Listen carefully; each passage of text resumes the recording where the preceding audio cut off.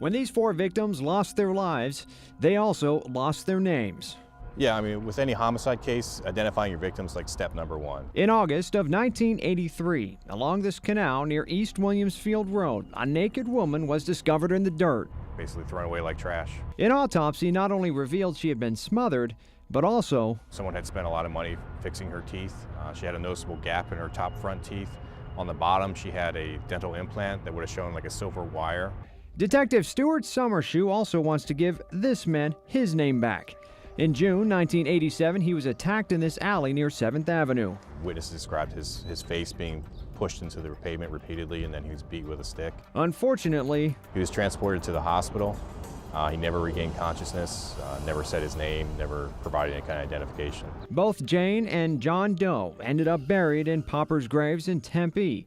But thanks to a grant from the Department of Justice, the medical examiner's office recently exhumed their bodies. Even though we may not have a lead on the case, they're not forgotten. In the 80s, technology was limited. DNA wasn't taken and dental wasn't taken on a lot of the cases. We'll look at the cases and see if there's anything more that can possibly be done, run the fingerprints again, look at the file again and see if we missed something, see if we can use a new technology to try and help identify this person. This Valley woman drowned near 7th Avenue and West Campbell Road in 2001. We don't know whether she was pushed, whether she jumped, whether she fell in. 2 clues stand out. She was wearing a crucifix ring and had psychiatric medication in her system. So we're asking for people who might have known them, neighbors, co-workers, a doctor.